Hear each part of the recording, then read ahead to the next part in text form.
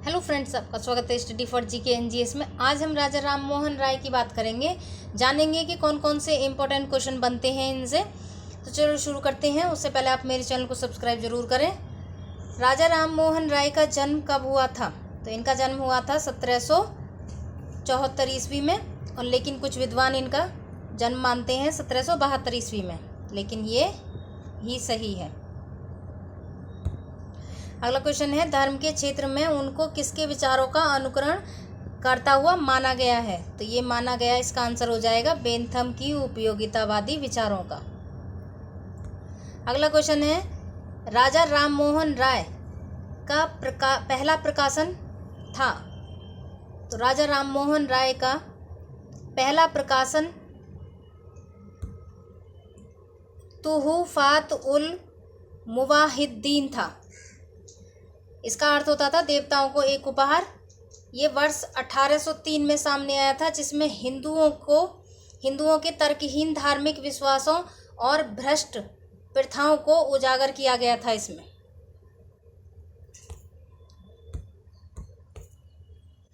हिंदू धर्म की कुरीतियों से संघर्ष करने के लिए उन्होंने आत्मीय सभा की स्थापना कब की थी?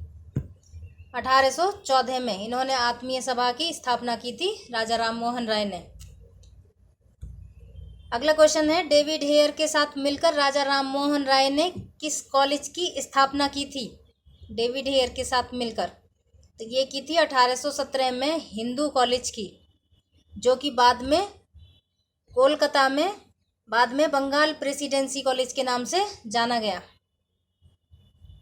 अगला क्वेश्चन है,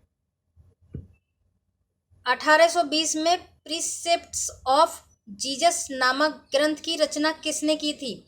तो ये की थी राजा राम मोहन राय ने।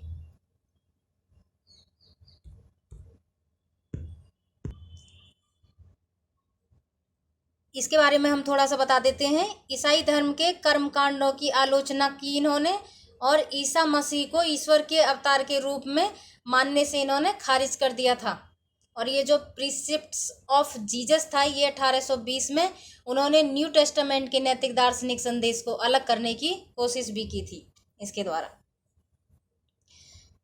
अगला क्वेश्चन है, राजा राम मोहन राय का पहला समाचार पत्र कौन सा था? तो इनका पहला समाचार पत्र था संवाद कौमुदी, जो कि 1821 में कलकत्ता में बंगाली भाषा में निकला था। इनका दूसरा समाचार पत्र था मिरातुल अखबार, जो कि 1822 में फारसी भाषा में कलकत्ता में निकला। अगला क्वेश्चन है, राजा राम मोहन राय का कौन सा समाचार पत्र ऐसा था जिसमें 3 भाषाओं का प्रयोग किया गया था? तो वो था बंगदूत। बंगदूत एक ऐसा अनोखा समाचार पत्र था जिसमें बंगला, हिंदी, फारसी भाषाओं का प्रयोग एक साथ किया था।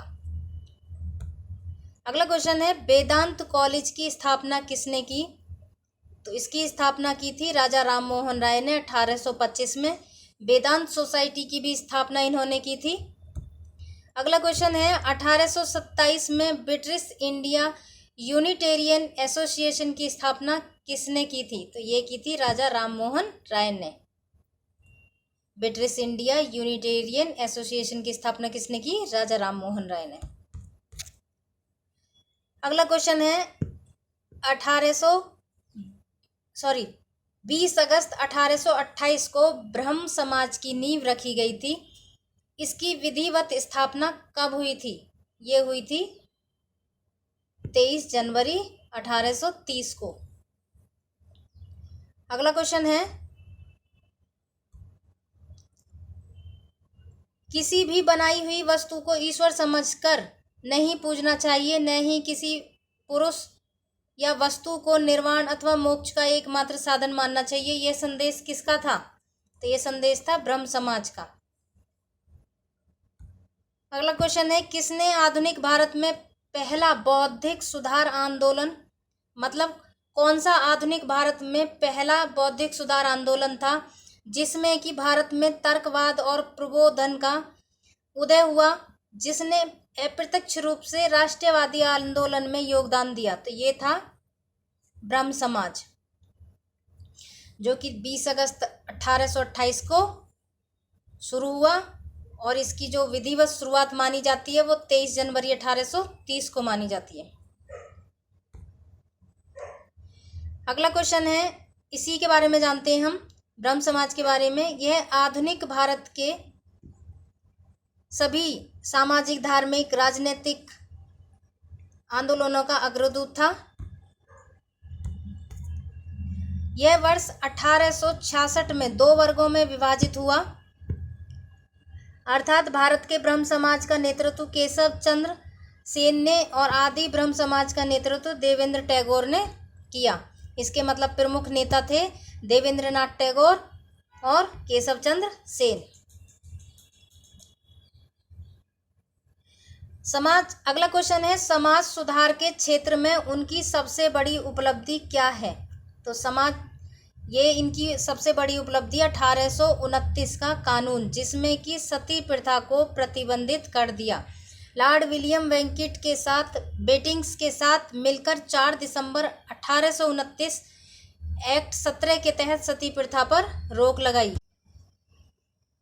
अगला क्वेश्चन है, भारत के नवजागरण का अग्रदूत, सुधारक, आंदोलनों का प्रवर्तक एवं आधुनिक भारत का पहला महान नेता माना जाता है। किसको माना जाता है? राजा राममोहन राय को। तो ये थे मतलब आधुनिक भारत के निर्माता भी थे। ये आधुनिक भारत का प्रथम पुरुष भी कहा गया है इनको। भारतीय राष्ट्रवाद का जनक भी माना जाता है इनको, और पत्रकारिता का अग्रदूत भी कहा गया।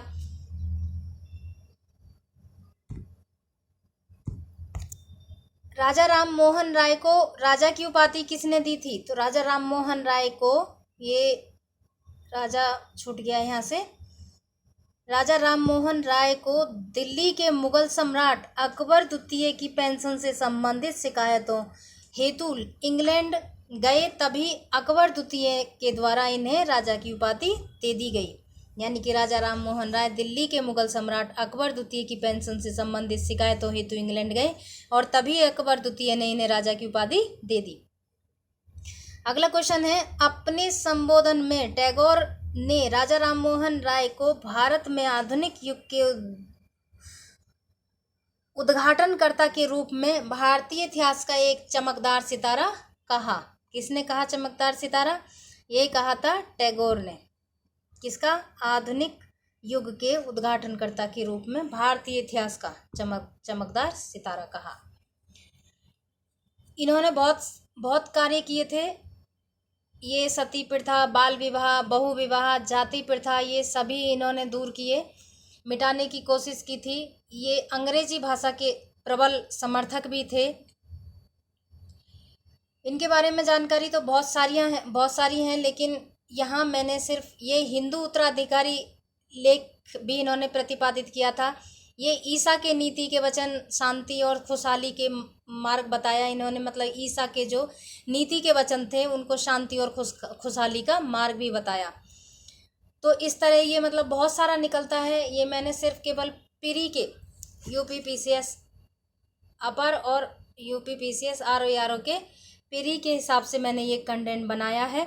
बाकी जब मेन की परीक्षा होगी उससे पहले हम इसको डिटेल में अच्छे से पूरा चैप्टर ठीक से पढ़ेंगे। ठीक है, तो ओके, थैंक यू।